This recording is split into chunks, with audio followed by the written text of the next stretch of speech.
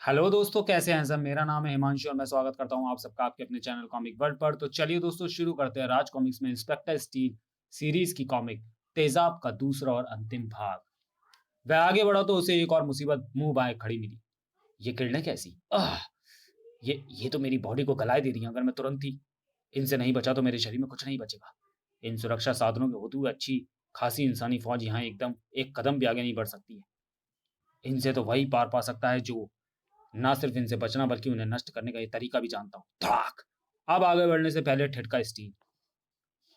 ओह! अगर मेरी आंखों के स्थान पर शक्तिशाली स्कैनर ना लगा होता तो मैं हरगिज नहीं देख सकता था कि आगे रास्ते में बारूद बिछा हुआ है। भड़ाम! लेकिन इंसानी जिस्म के परखच्चे उड़ा देने वाले इस बारूद का मेरे विशेष स्टील के शरीर पर कोई असर नहीं पड़ेगा। यह बात शिवा कालिया अच्छी तरह जानता था। तभी उसने इन सुरक्षा साधनों का सामना करने के लिए मेरा ही चुनाव किया। इस मुसीबत को खत्म करने के साथ ही स्टील पहुंच चुका था वहां जहां से उसे वापस लौटना था। सारी सुरक्षा व्यवस्था खत्म और इसी के साथ मेरा काम भी खत्म। अब मुझे वापस लौटना है शिवा कालिया के पास और उससे हासिल करनी है मैं महत्वपूर्ण जानकारी जो मेरे जीवन में एक नया मोड़ लेकर आएगी। अपनी पत्नी और बच्चे से मिलने के ख्याल में डूबा वापस लौट पड़ा स्टीव। यह ना देख सका कि जिस शिवा कालिया से वह मिलने जा रहा था वह वही था। अपनी मौज मस्ती और यहाँ की सुरक्षा व्यवस्था के घमंड में डूबे स्वामी और उसके आदमियों ने यह सोचा भी ना होगा कि उनका सबसे मजबूत किला ध्वस्त हो सकता है। इस बात का पता तो उन्हें तब चलेगा जब सारा सिंह टापू गूंज उठेगा भीषण धमाकों से। भड़ा भड़ा भड़ा! धमाकों की गूंज ने स्वामी को सचमुच हिला डाला था। उफ नहीं, नहीं, ये सच नहीं हो सकता। सच यही है स्वामी जी। अपने प्रतिद्वंदी शिवा कालिया ने हमारी सबसे बड़ी ताकत नष्ट कर दी है और ऐसा उसने किया है स्टील की मदद से। ज्वालामुखी सकरजा स्वामी स्टील, तुझे अब स्वामी के हाथों नष्ट होने से संसार की कोई भी ताकत नहीं बचा सकती। इस स्वामी के क्रोध से बेखबर स्टील, मैं शिवा कालिया से मिलने जा रहा हूँ अनीस। तभी रुक, मैं जरा फोन सुन लूं। अनीस ने फोन सुना और उसे स्टील की तरफ बढ़ा दिया। तुम्हारे प्रशंसकों को पता चल गया कि तुम मेरे साथ रह रहे हो, इसलिए उन्होंने तुम्हारे नाम से यहाँ फोन भी करना शुरू कर दिया। लो सुनो। अनीस से लेकर स्टील ने रिसीवर कान से लगाया, फिर उधर से आती आवाज को स्तब्ध सा सुनता रह गया। ओह नहीं! एक पल बाद ही रिसीवर रखकर तेजी से बाहर की तरफ बढ़ गया स्टील। अरे ये कहाँ जा रहे हो तुम? जरा बताओ तो सही, उधर फोन पर कौन था और उसने तुमसे क्या? अरे भाई जरा ठहरो तो सही। अनीस चिल्लाता ही रह गया, जबकि बिना कुछ बोले स्टील अपनी स्पेशल बाइक पर फर्र से उड़ गया। अरे उफ! काश मैंने अपने लिए भी ऐसी हाई स्पीड बाइक बनाई होती। किसी ने सलमा का अपहरण कर लिया और मुझे ये चैलेंज दिया है कि मैं उसे बचाने पहुंचूं काली पहाड़ी पर स्थित खंडहरों में। जिसने भी सलमा का अपहरण किया है मेरा क्रोध उस पर कहर बनकर बरसेगा और वह मुझे मिलेगा अंदर। लेकिन अंदर तो कोई नहीं है, सिर्फ एक स्क्रीन है जिस पर दिख रही है सलमा। ठीक पहचाना तूने टीन के डिब्बे, ये सलमा ही है। उसके शरीर पर जो तुम काली मकड़ियां देख रहे हो ये बहुत जहरीली हैं। इन मकड़ियों व सलमा के शरीर के बीच एक पॉलीथिन है जिसमें एक छेद है जिसे मकड़ियां जल्दी ही ढूंढ लेंगी और फिर इनका जहर इसे यमराज के पास पहुंचा देगा। सिर्फ यही मौका है तेरे पास। अगर तू उसे ढूंढ कर बचा सकता है तो बचा ले। फिर आवाज आनी बंद हो गई और इसी के साथ शुरू हो गया स्टील का काम।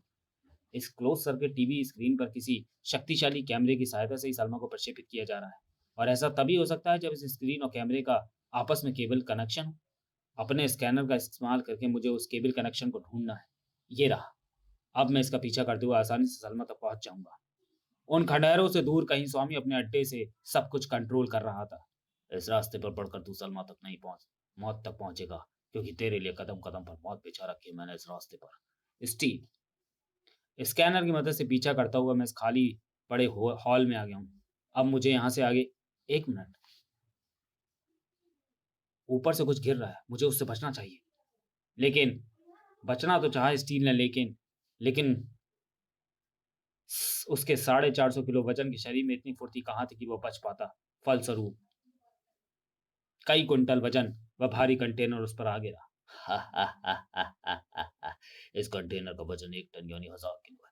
अगर उसका कचूमर ना भी निकला तो भी इतने वजन के नीचे से वह नहीं निकल सकता। इसी के साथ खत्म हुई स्टील की कहानी। अरे! एकाएक आंखें चौड़ी हो गई थी स्वामी की इस दृश्य को देखकर। अगर मैं सिर्फ रोबोट ही होता तो मुझे यहाँ फंसाने वाला अपने मकसद में जरूर सफल हो जाता।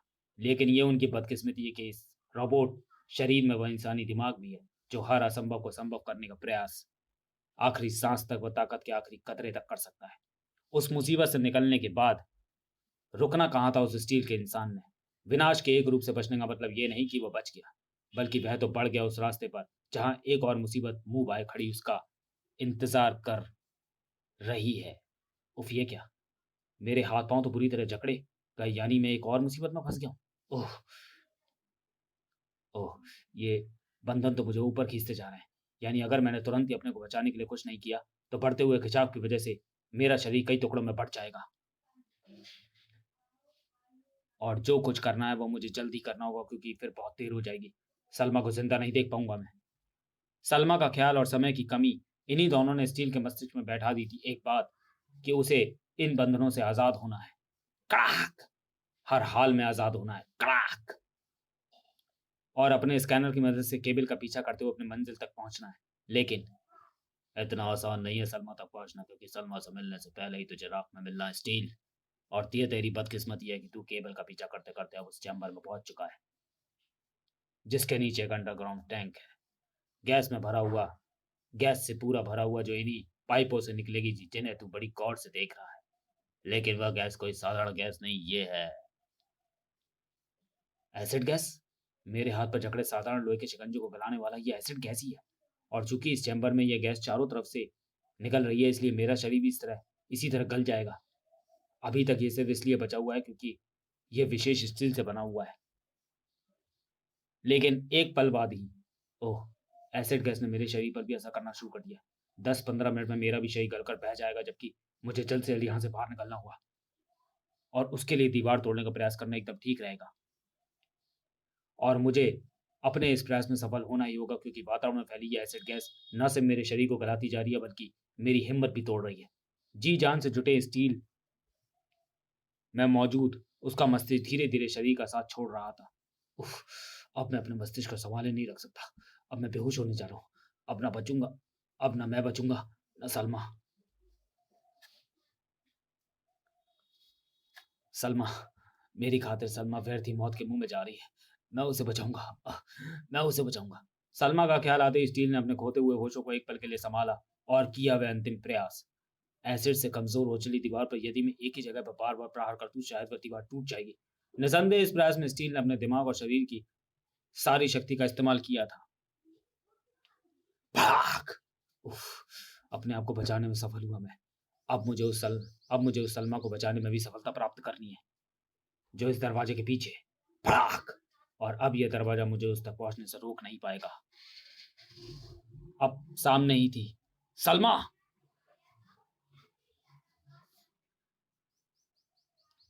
इसी के साथ सातवें आसमान पर जा पहुँची स्वामी का गुस्सा।